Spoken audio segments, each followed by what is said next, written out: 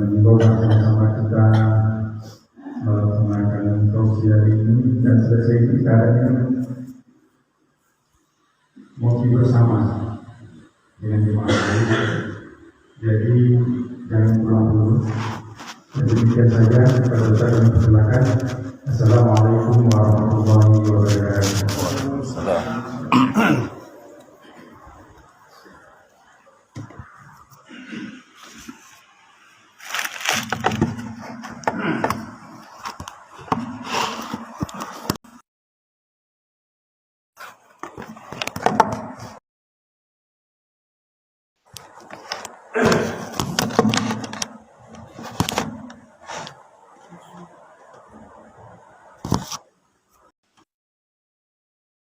Warahmatullahi wabarakatuh.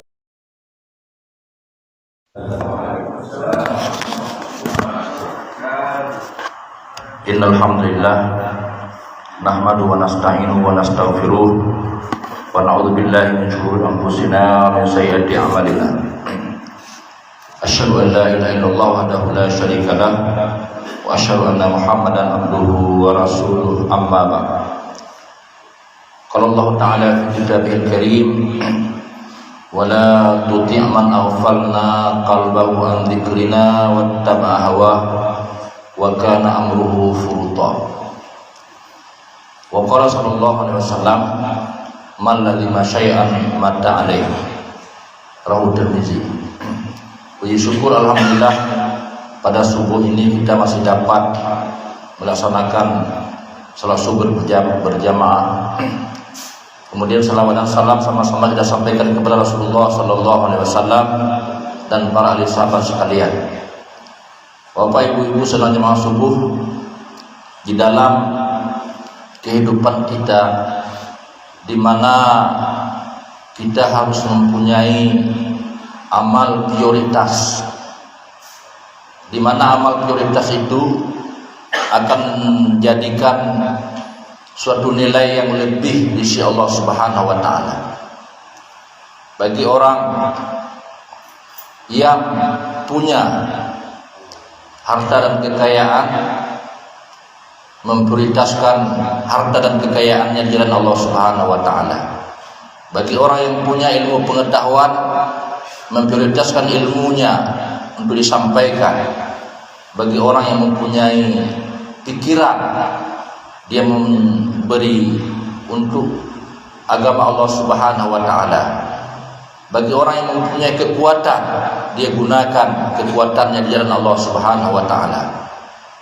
Allah Subhanahu wa taala menginginkan kita beramal yang prioritas ini. Disinilah untuk bagaimana kata Nabi sallallahu alaihi wasallam, man lazima syai'an mata alaihi. Orang yang memprioritaskan, membiasakan suatu amal, maka akan mati dengan amal tersebut. Maka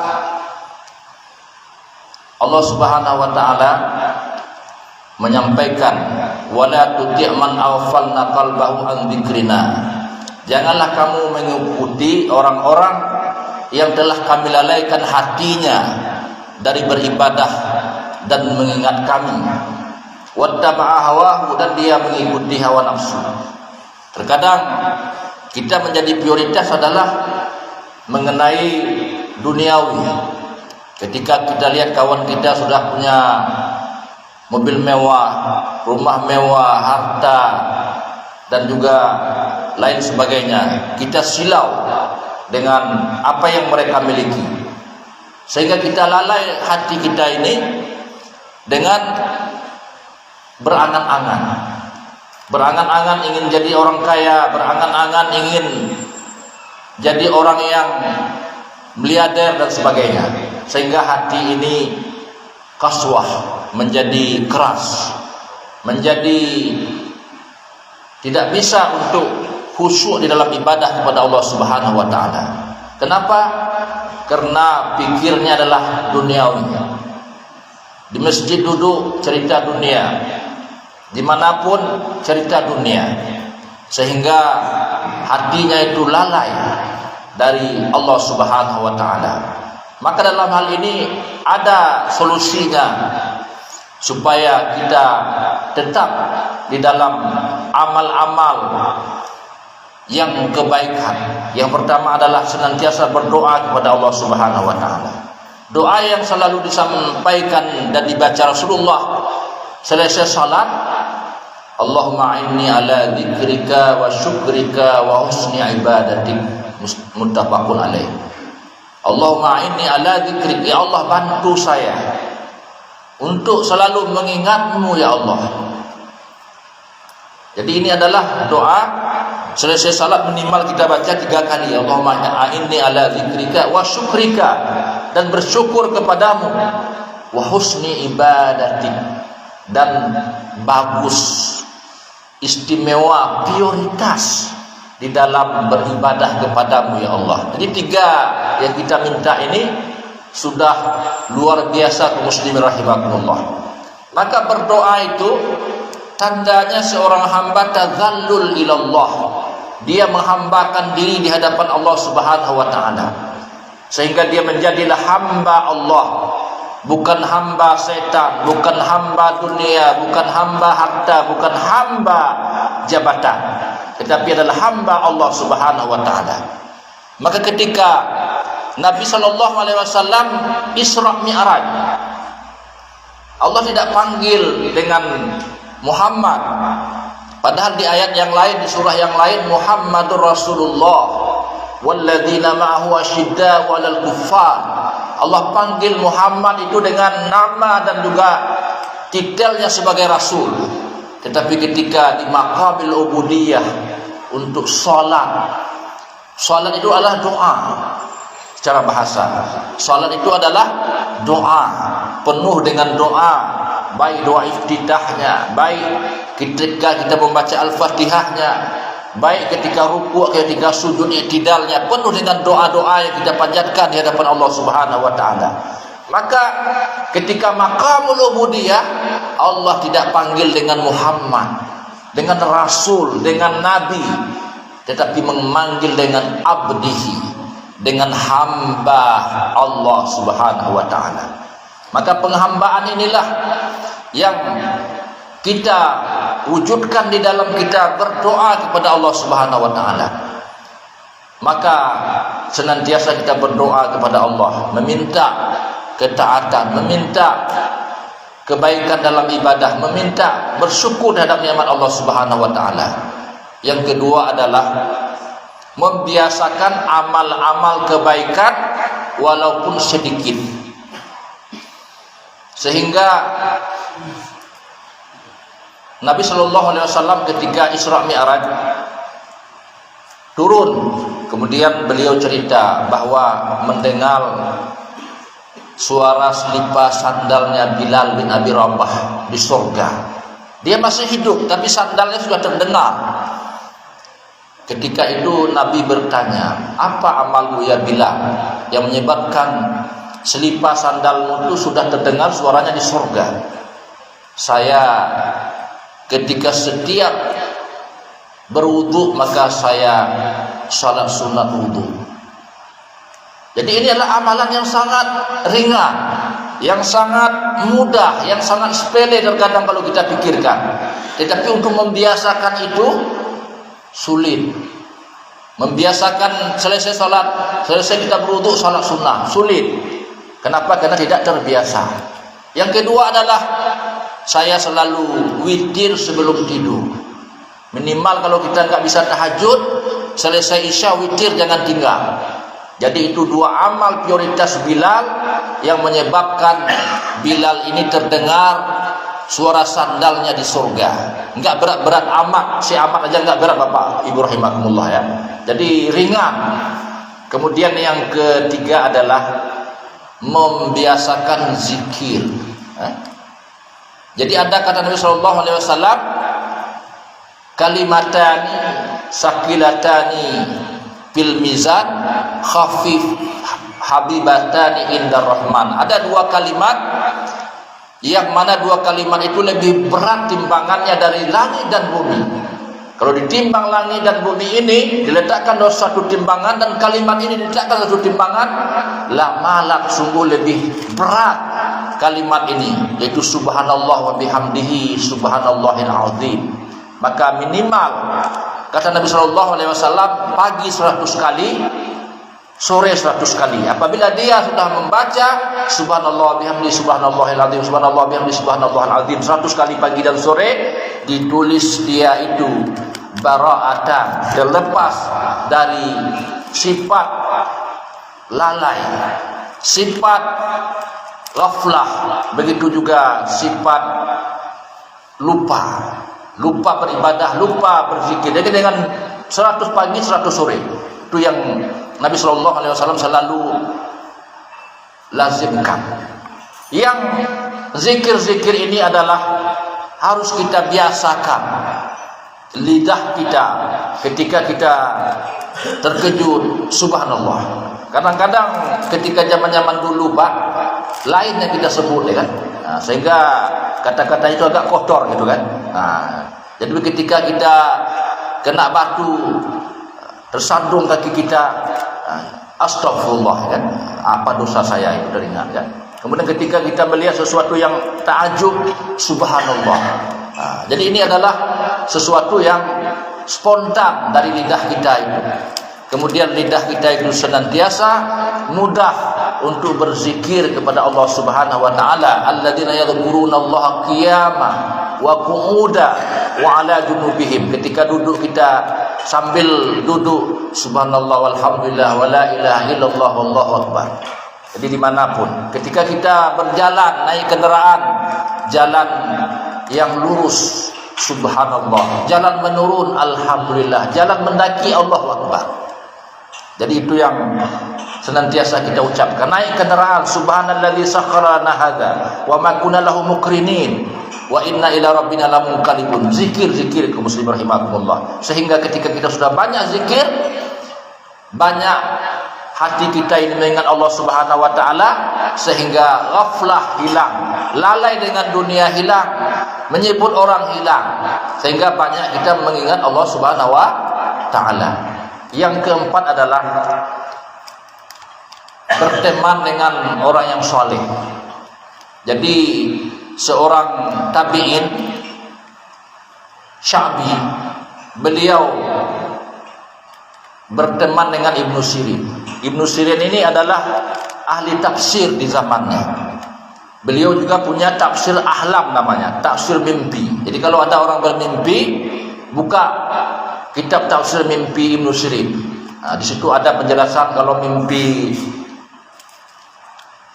naik pesawat apa misalnya kan, naik unta misalnya zaman dulu kan. Jadi macam itu kan. Jadi tafsir mimpi, tapi itu tidak dijadikan sebagai dasar dalam agama, tapi adalah untuk bagaimana melihat, kata Nabi SAW, tidak ada setelah saya itu nabi kecuali mubasyiran, kecuali berita gembira. Apa itu berita gembira? Yarahul mu'min bimanami. Seorang orang beriman itu melihat ketika dia tidur sesuatu yang baik.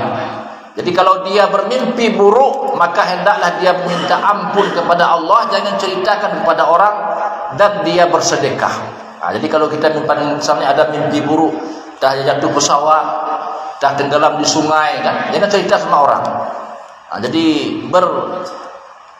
minta bantuan Allah, a'udzubillahi minasyaitonirrajim, dan bersedekah supaya dihindari. Ketika mimpi baik, itulah mubasyirat, kata Nabi, berita gembira dilihat oleh orang mukmin di dalam tidurnya, yang bahwa dia berada di dalam kebaikan. Sehingga Imam Sya'bi ketika dia sudah mulai malas beribadah, dia lihat wajahnya Ibnu Sirin. Karena Ibnu Sirin ini orang saleh. Begitu dia lihat wajahnya, 1 jam dia lihat, pulang dia ke rumah, 2 minggu dia bisa istiqamah dalam beribadah. Baru melihat wajahnya saja, dia lihat wajah-wajah Pak Ahmad Sagita kan. Beliau ini selalu istiqamah kan. Jadi mungkin 3 bulan kita bisa beribadah rajin kan. Ketika kita melihat wajah orang lain misalnya, malas kita beribadah kan gitu. Jadi itu ibaratnya apa? kata Nabi sallallahu alaihi wasallam, al-mar'u ala dini khalilih. Seseorang itu sesuai agama temannya. Kalau teman kita ingin tahajud selalu, berteman dengan orang yang rajin tahajud. Kalau ingin kita rajin bersedekah, berteman dengan orang yang rajin bersedekah, seperti saudara kita misalnya kan, Pak Rahman ya, dan juga yang lain-lain. Maka kita akan rajin bersedekah. Kalau kita ingin rajin olahraga, maka berteman dengan orang rajin olahraga. Jadi kalau enggak terbawa.